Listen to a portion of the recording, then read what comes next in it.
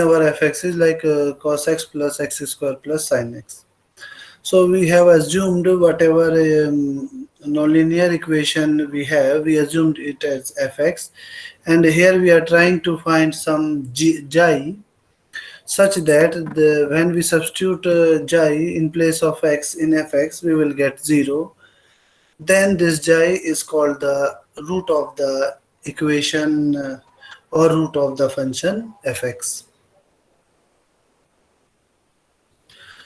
So geometrically like this, if this is the graph of the curve y equals to fx, so where this curve fx intersect at x-axis is called the root. Like we have to find a xi such that f of xi is 0.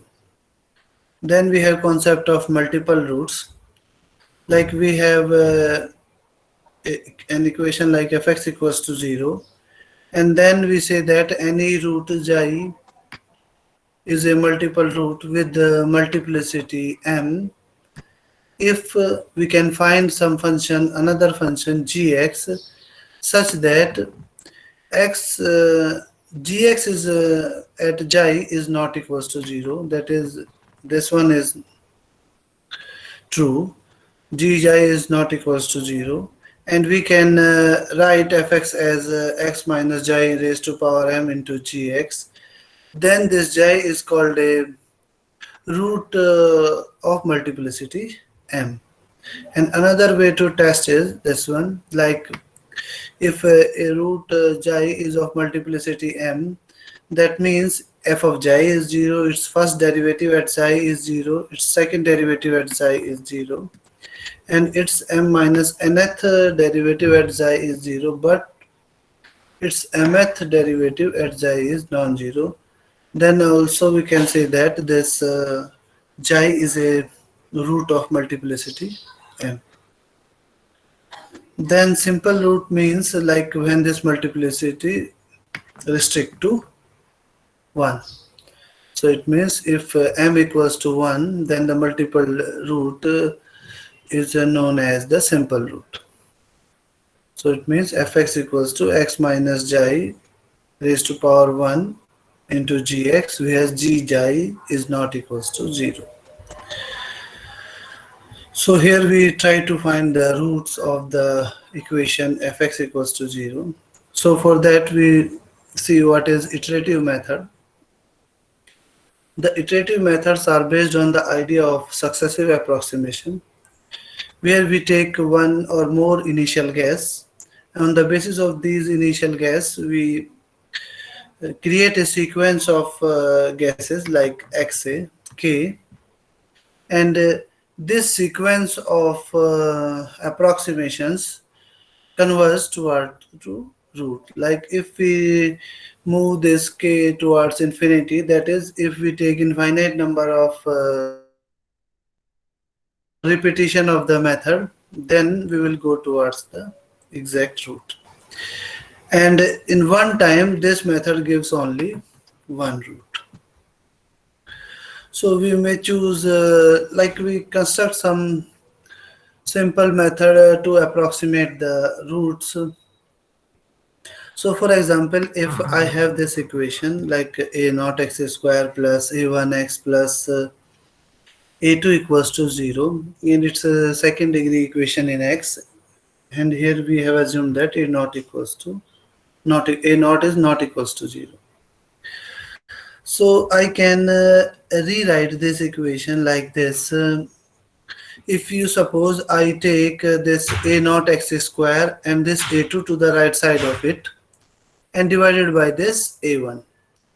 So if I did like that, a1x keeping on the left side, and on the right side it is like minus a2 minus a naught x square, and then we are divided by a1 also, then I will get this kind of expression. Here I have replaced the right hand x by xk and the left hand x by xk plus 1. So from the given equation, I have made a procedure so that if I substitute some value of xk I will get the new updated value of x at k plus 1th iteration. So what I assume here for x naught, because initially I have to start the iteration. So initially I select x naught, and on the basis of x naught I will get x1 based on this method A. Similarly, I can choose another way to transform this one and to get the another method B. Like what I did, I keep these things here and take this A2 to the right side, and then take x common from this selected region, and then keep x left hand side and divided by this a naught x plus a1, and then on the right side I replaced x by xk, and in the left side I replaced x by xk plus 1, and this is another method. And similarly I can get this one also. So it means from a single given equation I can make different methods, and there is a criteria to check whether these methods going to converge toward the root or not. We will discuss later. So it is not always true that this method A will converge. It may diverge also. Like you take some initial guess, and it is taking you to somewhere else instead of taking you towards the root. So this is the like this kind of procedures are known as iterative methods. Sometimes they take you towards the root, and sometimes they don't. So we will have certain conditions on the iterative methods. If the iterative method satisfies those certain conditions, then we say that this method always converges towards the root if we choose this kind of initial guess. And then this here we have like a convergence of a sequence. So this because from x naught we are getting x1, then from x1 we are getting x2, and so on like this. And we want this x0, x1, x2 sequence when n is k is going towards infinity is going to towards xi. So if you remember the definition of limit from your first semester, then the limits of a sequence is defined by this, that limit k tends to 0, absolute value of xk minus xi is equals to 0, then only we can say that this sequence xk is going towards xi, that is going towards the root.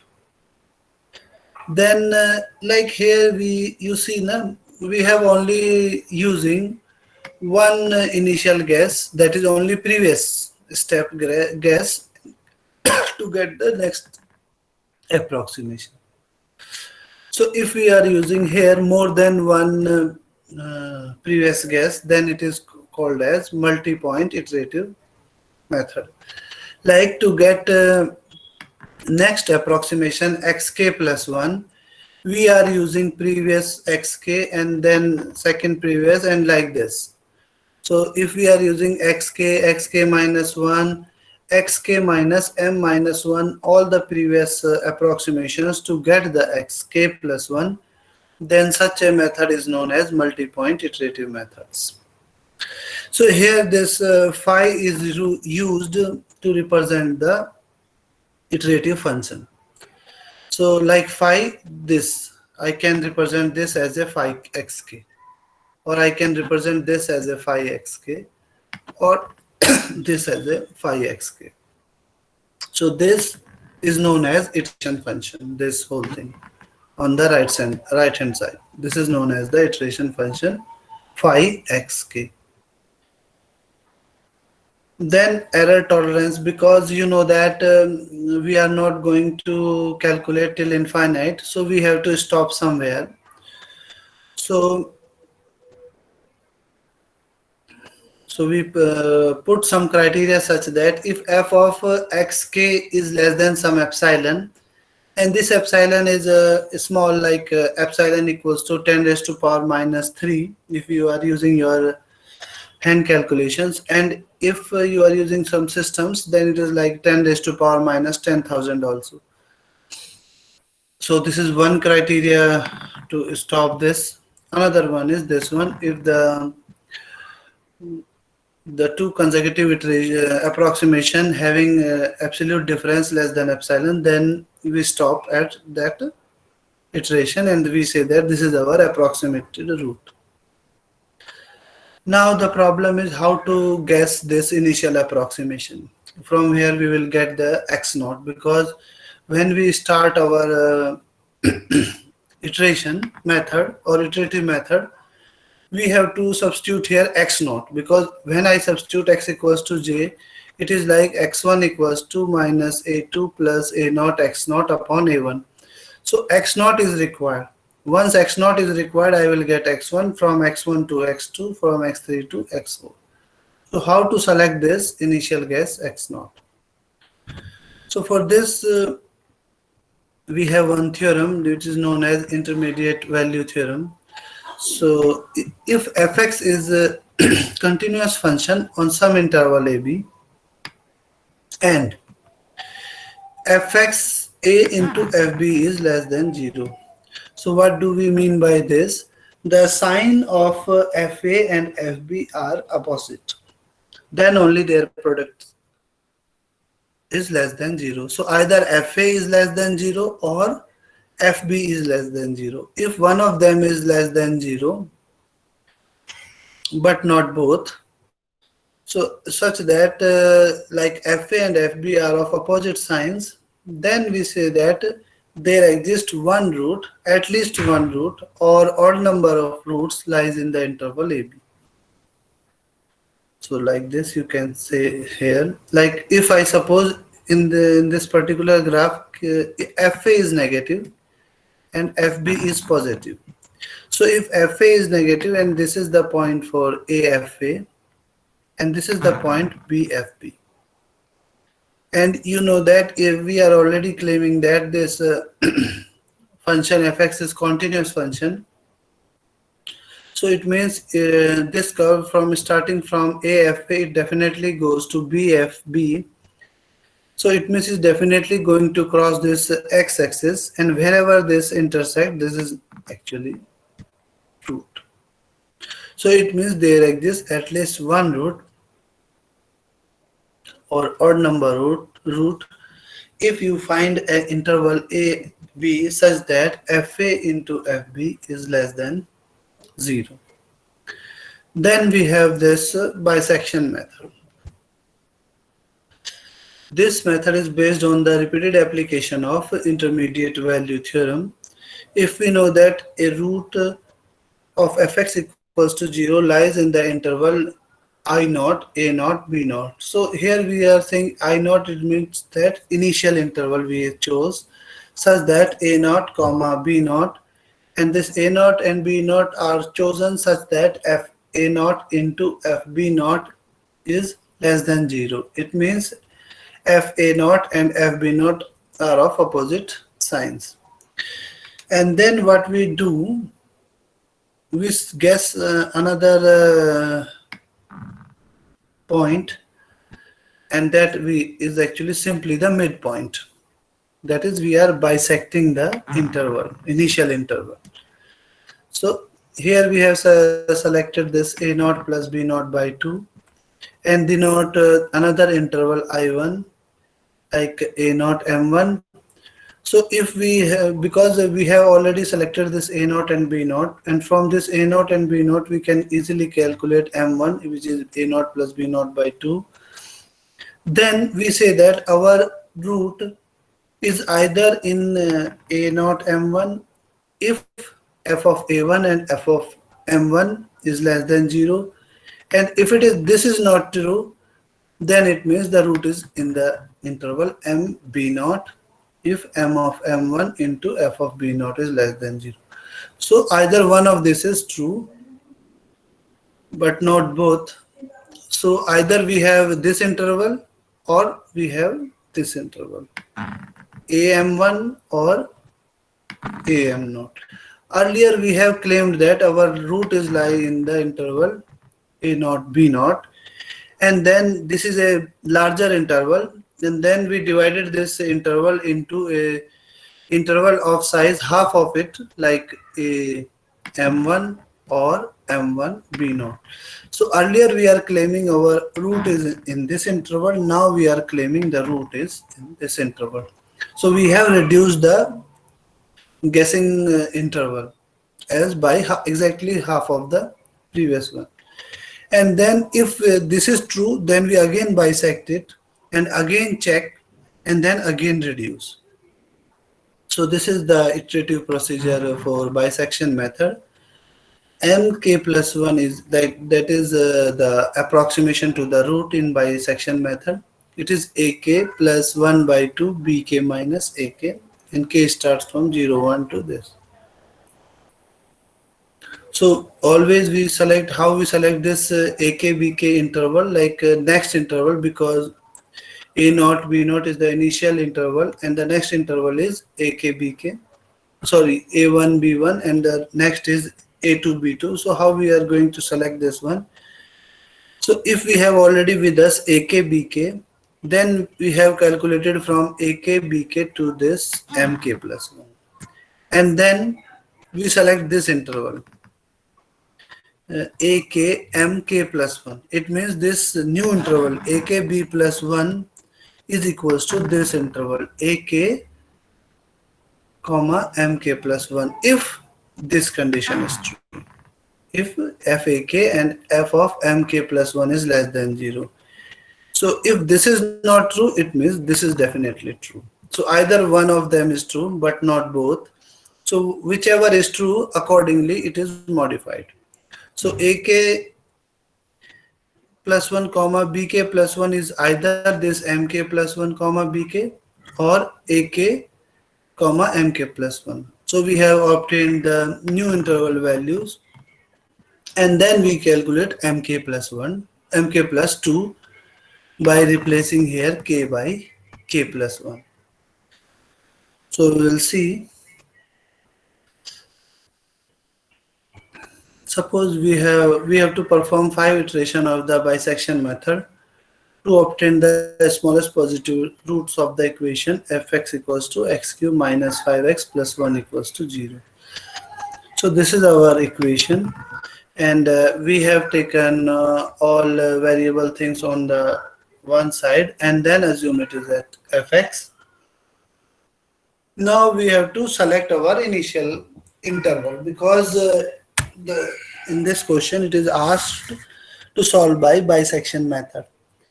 To get the initial interval, we randomly choose or put x equals to 0. So if I put x equals to 0 here, so I know if x equals to 0, and if substitute here, then I will get 1. It means f of 0 is 1.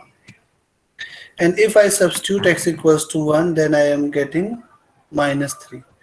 So initially I select 0 and 1. You can select 0 and 0 0.5, 0.2 also. But we select till we get the two values such that their f of values are of opposite signs. So by chance we are having these two values. A naught we select 0 and B naught as 1. And such that f of A naught into f of B naught is less than 0. So it means we are having our initial interval in which at least one root or odd number of roots are lying to this polynomial fx equals to x cube minus fx plus 1. So the method is to calculate next approximation. Next approximation is m1. So you know that in here we have to substitute k equal to 0. So if I substitute k equal to 0, I will get this. M equals to A naught plus B naught by 2. A naught is 0, B naught is 1 by 2. You will get 0.5. So now your M1 is 0.5. So once you have this M1 is 0.5, you have to calculate its value, F value. And you are getting its F value as a negative 1. Minus 1.375. So if this value is negative, so because f of 0 is positive and f of 1 is negative, and we have obtained a new value midpoint m1, and at m1 f is also negative. So if this is negative and this is negative, it means this side of interval will be omitted and this is replaced by this one, because we have to now our root is lying between 0 and 0 0.5, because earlier it is lying between 0 and 1. Since at 0 0.5 it is turns out to be negative, so f of 0 into f of 0 0.5 is less than 0. It means our next interval is 0 to 0 0.5. So this is a naught and this is b naught, and b naught is here our 0 0.5, because at 0 0.5 the function is having negative value, at 0 it is having positive value. So we have restricted the interval instead of 0 1 to 0 0.0 0 to 0 0.5. Then we calculate new guess m1, and m1 is again 0 plus 0 0.5 by 2, and we are getting 0 0.25. Again we calculate f of 0 0.25, and it is again turns out to be negative. So it means now our interval is further reduced to 0 to 0 0.25, because at 0 0.5 it is negative and at 0 0.025 it is again negative. So it means this side will be deleted, and the new approximation is 0 to new approximation of interval is 0 to 0 0.25. So a naught remain as 0 and b naught become 0 0.025, as the product of the product of f values is less than 0. Then we calculate this m1. Again this m1 is 0 0.125, and by chance we have calculated this f value and we are getting this positive. So once like f of 0 0.125 is positive, and we know that f of 0 is positive because f of 0 0.25 is negative. So now this f of 0 0.125 is positive and f of 0 is positive. It means now the 0 is deleted and the left side of the interval is approximated by 0 0.125.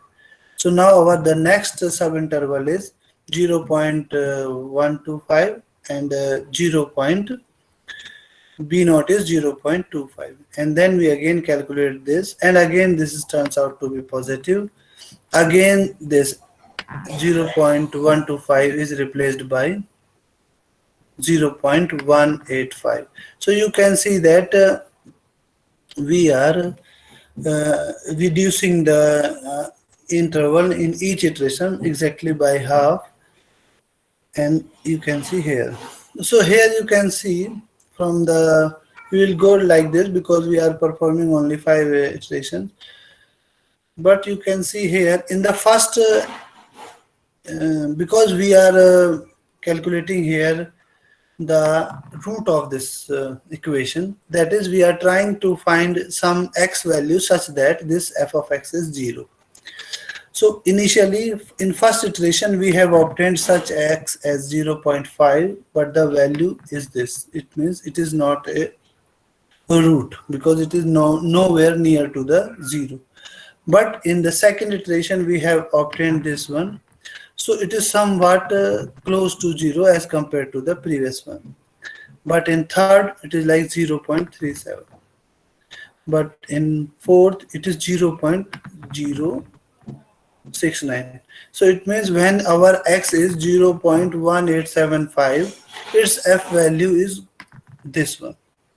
So if you go more number of iteration, you will get 0 0.0000 something, and it depend on your like how many digits you required or how many iteration asked to be performed, then you stop. So like this we use this bisection method. So we'll see this again. I think this is also visible to you. So So bisection method, the method consists in locating the roots of the equation fx between the point A and B, and the conditions of this method, when this method is applicable, the fx is continuous between the interval A and B, and fa and fb are of opposite signs. If these two conditions are true for the two selected points A and B, then only we can start our bisection method. Then there is a root between A and B. So let FA be negatives. By default, we have assumed here. We can assume FB also negative. By default, we assume here FA is negative and FB is positive. So if we assume like this, so this is our FA and this is our FB. And so you know that what we are doing in this method, we are selecting next point as a midpoint. So we A plus B by 2 we do, and then we get someone here as a midpoint. Then we have this x1, and we can see that at x1 fx is positive. It means root is lies between A and x1. Again we calculate midpoint, and the midpoint is here x2. But here we can see that at x2 x2 is negative. So the next interval is x2 and x1. So to get the next midpoint, we get the next midpoint like x3, which is x1 plus x2 by 2. And like this, we get the better approximated value of x. So if fx is equals to 0, so like you have taken your first approximation using bisection method, you have done this A plus B by 2 and you have obtained x1, and by default this f of x1 is 0, then you stop here because you have already obtained your root. Otherwise the root lies between either in A or x1 or x1 and B, accordingly as fx1 is positive or negative. Then we bisect the interval as before and continue the process until the root is found to the desired accuracy. So we'll see this problem. Find a root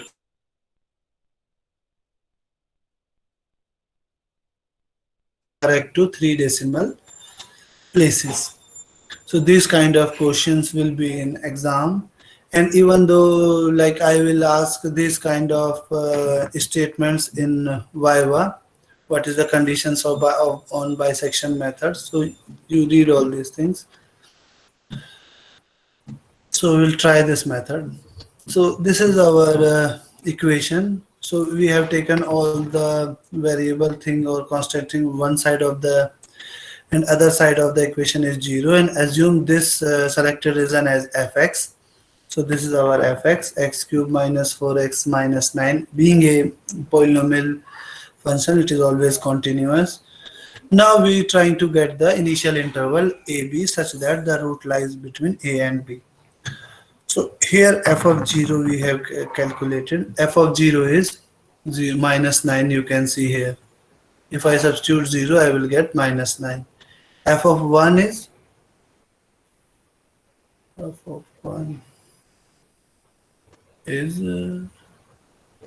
I think f of 1 is 12. It is something is this is written wrong here, but it's still negative.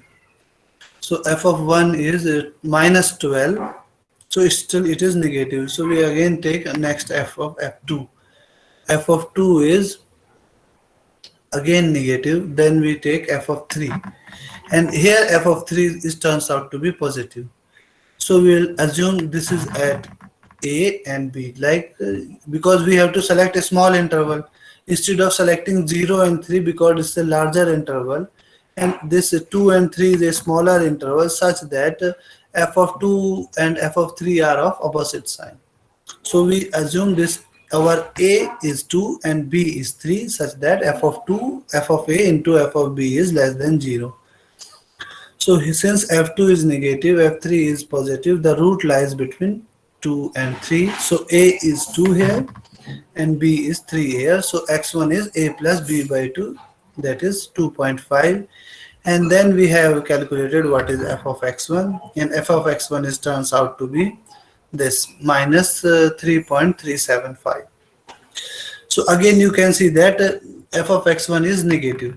So f of x1 is negative, it means this 2 is replaced by 2.5, because f of 2 is negative and f of 2.5 is also negative. So it means now this a becomes x1 and b remain as 3. So the root is lying between x1 and 3. It means root is lying between 2.5 and 3. So if root is lies between 2.5 and 3, to get the next approximation is 1 by 2 x1 plus 3. We are getting 2.75. Again we have obtained what is the value of f of x2, that is this one, and this one is greater than 0. So this one is greater than 0. It means now, because in previous iteration f3 is positive and here f of x2 is positive, it means 3 will be eliminated or replaced by x2. So the now root is lies between x1 and x2, as f of x2 is greater than 0 and f of x1 is less than 0. It means the root is lies between 2.5 and 2.75, and the next approximation is this one, 2.625. And again this is the value of f of x3 and it is negative, and we know that f of 2.5 is negative. So it means 2.5 is replaced by 2.625 and the root lies between 2.625 and 2.75, and the midpoint is the next approximation. You will get 2.6875, and this is the x4. So this is f of x4. And then we have this x5 similarly, then x6, x7, x8, x9,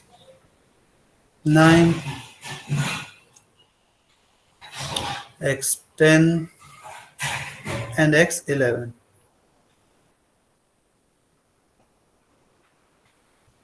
So you can see that if we have performed like 10 iterations, we are getting x10 as 2.70605, and then its f of value is 0 minus 0.00858. So you can see that we can say it's some approximation to the root, because ff value at this point is like close to 0, like it is like 8.5 into 10 raised to power minus 3.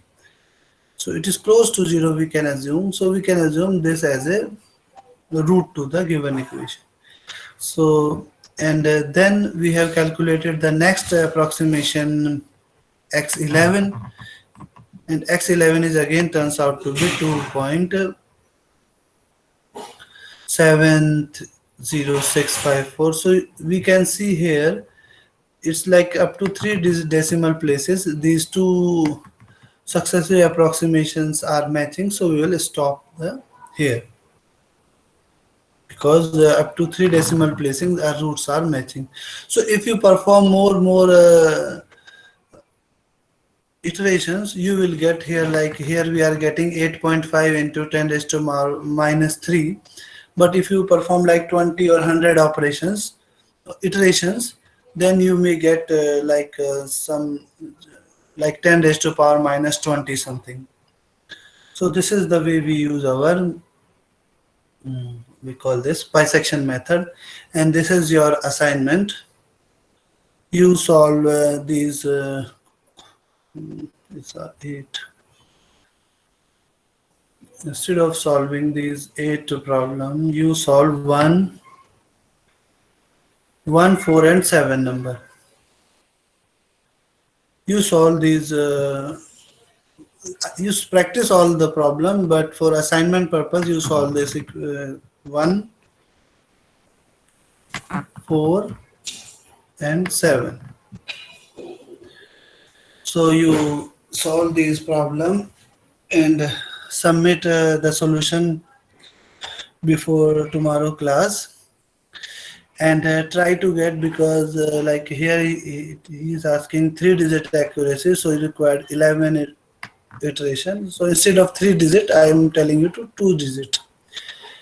Instead of like here it is written now, find roots of the following equation correct up to 4 decimal places. Instead of 4, for assignment purpose, you correct up to 2 decimal places. And the question number 1, question number 5, no, sorry, question number 1, 4, and 7. So this has to be submitted before tomorrow class. And you here to submit actually. Okay, I will share a link to submit this. So if you have any doubt in this bisection method, you can ask, and you just understand the concept of this. That's why I'm little slow here. This otherwise I will cover the other methods also, like regular falsy and bisection method, and I will share this method so that you can also read ahead of me and understand these things. So if you have any question, you can ask. Otherwise,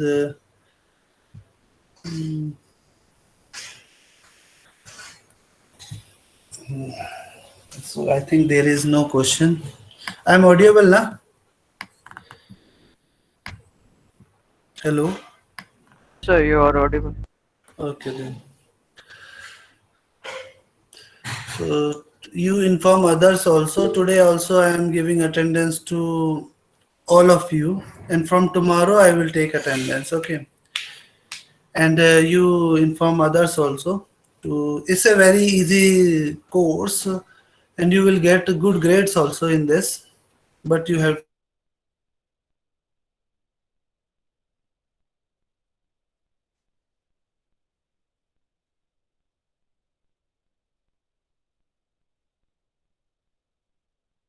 hard and